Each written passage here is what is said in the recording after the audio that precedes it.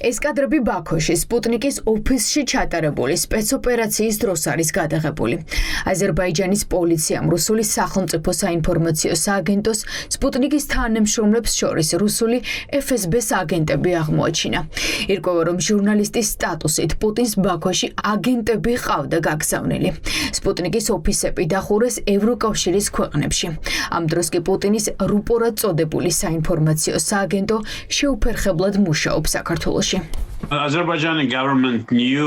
აზერბაიჯანის მთავრობამ დიდი ხნის განმავლობაში იცოდა, რომ სპუტნიკი, როგორც რუსული პროპაგანდის ნაწილი, არ მხოლოდ რუსულ დეზინფორმაციას ავრცელებს აზერბაიჯანელების და ქართველების შესახებ, არამედ მათ ჰყავთ რუსი ჯაშუშები, რომლებიც სპუტნიკის შენობაში მუშაობენ. ძალიან კომფორტულია მათთვის იქ მუშაობა და თავს ჟურნალისტებად აჩვენებენ. ამის შესახებ მთავრობამ იცოდა, თუმცა არ ეხებოდნენ, რადგან ეს კრემლთან ახალ პრობლემებს წარმოქმნიდა. მაგრამ მას შემდეგ, რაც რუსულმა სპეცსამსახურებმა რუსულ ქალაქებში აზერბაიჯანის მოქალაქეები დახოცეს და ძალადობრივად დააკავეს 50 აზერბაიჯანელი, ალიევმა გადაწყვიტა, რომ უკვე საკმარისია. მან აკრძალვაც კი მოხსნა აზერბაიჯანის ტელევიზიებში, რომ პუტინს ტერორისტი და ფაშისტი უწოდენ. სააგენტო სპუტნიკი კი რუსეთის გავლენების მთავარი გავრცელების წყაროა მრავალ ქვეყანაში.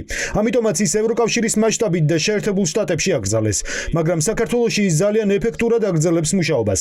სპუტნიკ საქართველოს ოფისი თბილისის ცენტრშია განთავსებული და დაარსების დღიდან მის მიმართ კითხვები ქართული ოცნების ხელისუფლებას არასდროს ქონია. ახლა ჩნდება კითხვა: ივანიშვილის პარტია საფრთხეს რუსულ პროპაგანდაში არ ხედავს თუ ვერ ხედავს? სააგენტოს ვებგვერდზე ვერ ნახავთ ვერც მისამართს, ვერც ოფისს და ვერც აქ დასაქმებული ჟურნალისტების გვარებს.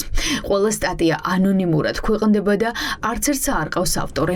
ფონდ თავისუფალი რუსეთის დამფუძნებელი ვარაუდობს, რომ თბილისშიც ბაქოს რედაქციის მსგავსად გადაცმული აგენტები მუშაობენ. რასაც ახლა სამხრეთ კავკასიაში ვხედავთ არის შემდეგი: აზერბაიჯანი და სომხეთი დამოუკიდებლად აძევებენ კრემლს ქვეყნიდან, რამდენადაც ეს შეუძლიათ. აძევებენ რუს აგენტებს და ჯაშუშებს, როცა საქართველოში საპირისპიროდ ხდება. ალიევმა და ფაშინიანმა პუტინს საჯდომი აუწითლეს.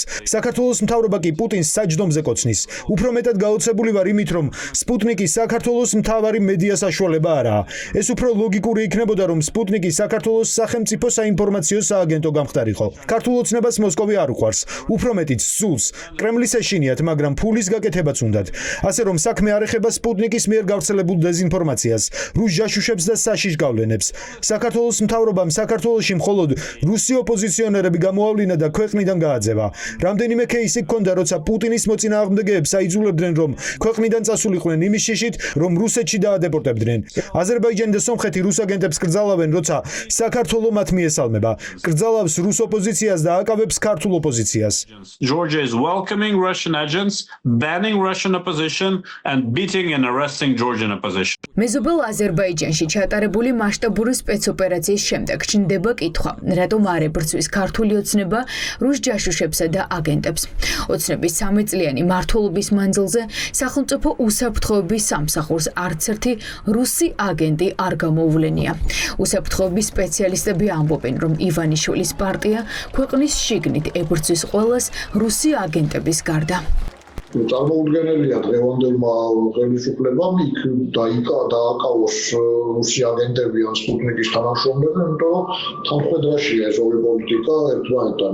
Russia Today სპუტნიკი ზუსტად იგივე საუბრობს, რასაც ჩვენი პოლიტიკური ხელმძღვანელობა, ხო, ისინი საუბრობენ, რომ საფრთხე მოდის დასავლეთიდან, მტერი არის დასავლეთი, ომს აწარმოებს დასავლეთი, აგენტურის გავლენით, ამიტომ ეს ძალიან ბუნებრივი მომენტია, რომ არ ხდება. არანაირი კითხვა არ ხდება იმასთან დაკავშირებით, თუ რატომ არ მოხდა არც ერთი აგენტის გამოვლენა ან გაძევება. რეგიონის მასშტაბითაც კი საქართველო არის ერთადერთი ქვეყანა, რომელსაც ყავს რეჟიმი, რომელიც პირდაპირ ახორციელებს კრემლის ინტერესებს ღია თუ ფარულად და აქედან გამომდინარე არათუ ავლენს ჯაშუშებს, არამედ უპირისპირდება იმ დასავლეთს, რომლის ხარდაჭერა და თვითდიდიგა საქართველოს სუვერენიტეტი. ივანიშვილის პარტიის ლიდერები ყოველდღე საუბრობენ აგენტებზე და ჯაშუშების სიარლიხს აწებებენ არაერთ მოქალაქეს. და აქ ჩნდება კითხვა, სად არის ბრძოლა რუსი ჯაშუშების წინააღმდეგ.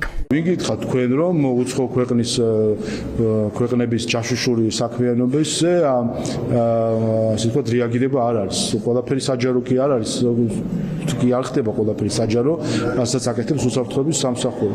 პირიქით, როდესაც უწევს უსაფრთხოების სამსახურს საჯარო მოქმედება, ამ დროს არის უფრო მეტად საკითხი თუ რატო ხდება რაღაცები საჯარო. ეს არ ეხება მხოლოდ ერთ ქვეყანას, სხვადასხვა ქვეყანას, რამდენიმე ქვეყანა ქვეყნის მავნე, ასე ვთქვათ, საქმიანობებისთან დაკავშირებით არის რეაგირებები. საჯარო წყაროებში არსებული ინფორმაციით საქართველოს დატოვება აიძულეს ან ქვეყანაში შემოსვლის უფლება აღარ მისცეს იმ რუს ჟურნალისტებს და უფლებადამცველებს, რომლებიც პუტინის რეჟიმს გამოექცნენ და თბილისში ცხოვრობდნენ. ნაწილს აქ ოჯახებიც დარჩა.